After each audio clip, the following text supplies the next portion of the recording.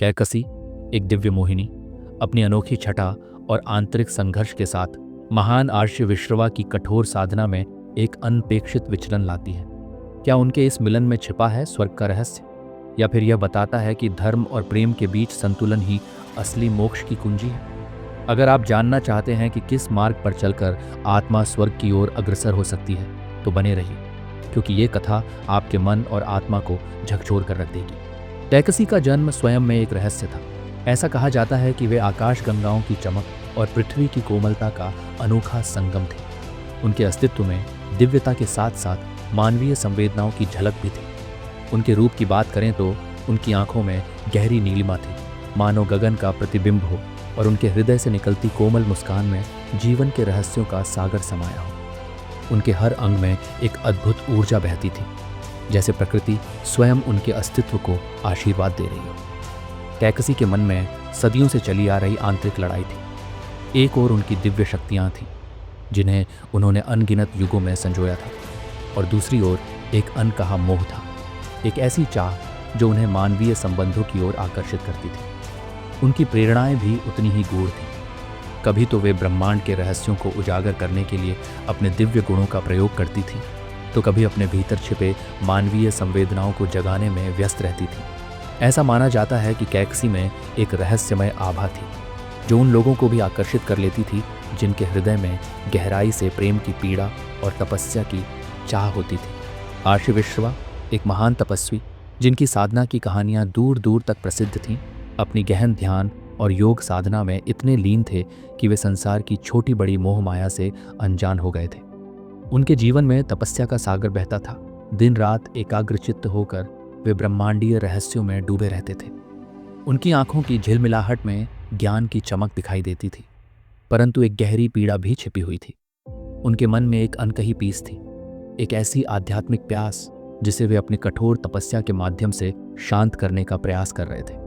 हालांकि दिल के अंदर एक हिस्सा था जो प्रेम के स्पर्श से जीवंत हो उठता था, पर उन्होंने उसे अपनी साधना के मार्ग में कभी जगह नहीं दी थी। आर्य विश्रवा का आंतरिक संघर्ष इसी बात का प्रतीक था कि ज्ञान और प्रेम, तपस्या और मानवीय संवेदनाओं के बीच हमेशा एक सूक्ष्म संतुलन बना रहता है। उनके ध्यान में लीन स्वरूप के बीच भी एक अनजाना एहसास था, वह एहसास कि शायद जीवन में कभी कभी प्रेम का भी महत्व होता है।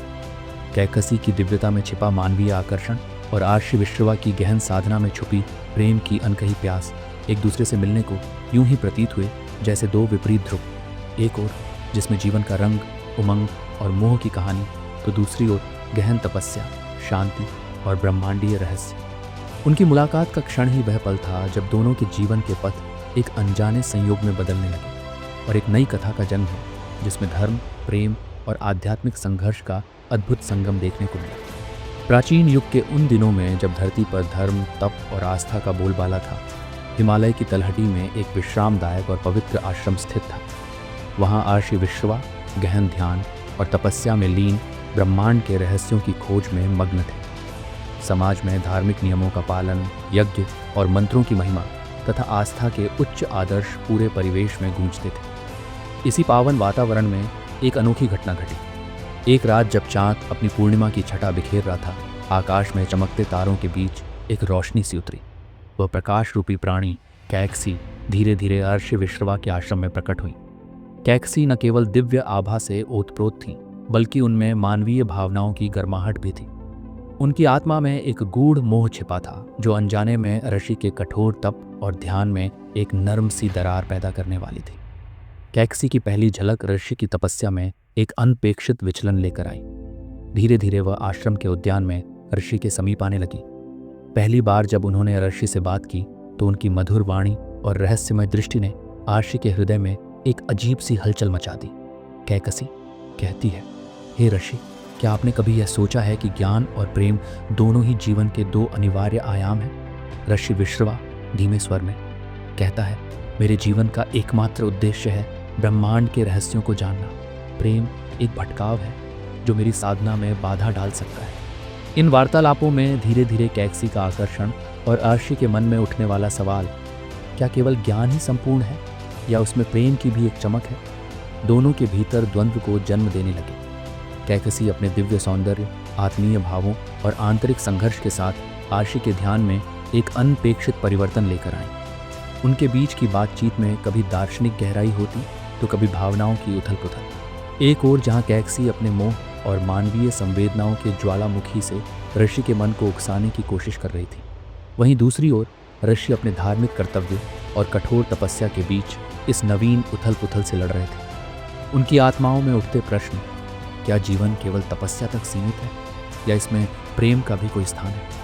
इन संघर्षों ने दोनों के बीच एक अदृश्य रेखा खींच दी। जैसे जैसे समय बीतता गया, आश्रम में अजीब घटनाओं की श्रृंखला देखने को मिली। अचानक आकाश में अंधेरे के बाद एक चमत्कारी प्रकाश प्रकट हुआ और राशि के शिष्यों ने एक रहस्यमय भविष्यवाणी सुनी। जब दिव्यता और तपस्या का संगम होगा, तब संसार में एक नई ज्योति की शुरुआत होगी, या तो अज्ञानता का अंत या फिर विनाश का आगमन। इस भविष्यवाणी ने आश्रम में हलचल मचा दी। कुछ अर्षि साधुओं ने चेतावनी दी कि कैक्सी की उपस्थिति एक दैवीय मुसीबत का संकेत है, जबकि कुछ का मानना था कि यह मिलन ब्रह्मांडीय संतुलन को नई दिशा देगा। ऋषि विश्रवा स्वयं भी इस आंतरिक संघर्ष में पड़ गए। उनके मन में एक ओर अपने दिव्य ज्ञान की शुद्धता थी, तो दूसरी ओर कैक्सी के प्रति आकर्षण ने उन्हें मानवता की गहराइयों से रूबरू करवा दिया। एक दिन जब आर्षि ध्यान में लीन थे, अचानक आश्रम के बाहर एक प्रचंड तूफान उठ गया। बिजली की चमक और गर्जन के बीच एक दैवीय स्वर में आवाज गूंज उठी, तुम दोनों का मिलन नियति में लिखित है, परंतु इसका परिणाम संपूर्ण जगत पर गहरा प्रभाव डालेगा। चुन लो, या तो अपने व्यक्तिगत मोह को त्याग कर संपूर्ण सत्य की ओर अग्रसर हो, या फिर इस आकर्षण को स्वीकार कर एक नई रचना में संलिप्त हो जाओ। इस आवाज ने न केवल आर्षि के भीतर झंझट पैदा की, बल्कि कैक्सी के मन में भी सवालों की उलझन पैदा कर दी। क्या वह अपने मोह और मानवीय संवेदनाओं को त्याग कर उच्चतम सत्य की प्राप्ति कर पाएंगे, या फिर इस आकर्षण की चिंगारी अंततः उन्हें बदल कर रख देगी। उस रात जब नक्षत्र अपने चरम पर थे, आर्षि और कैक्सी की तकदीरें एक निर्णायक मोड़ पर आ पहुंची। आकाश में अचानक प्रकट हुई एक अज्ञात आभा ने दोनों के मार्ग बदल दिए।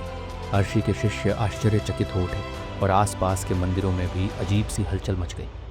ऋषि विश्रवा ने अपने भीतर झंझट को स्वीकार करते हुए कहा, कैक्सी, तेरे प्रेम की झलक ने मेरे हृदय को उस अंधेरे से उजाले में बदल दिया है जिसका मैं हमेशा से तरसता था। परंतु क्या यह प्रेम मेरे धर्म और तपस्या के मार्ग से विचलित कर देगा?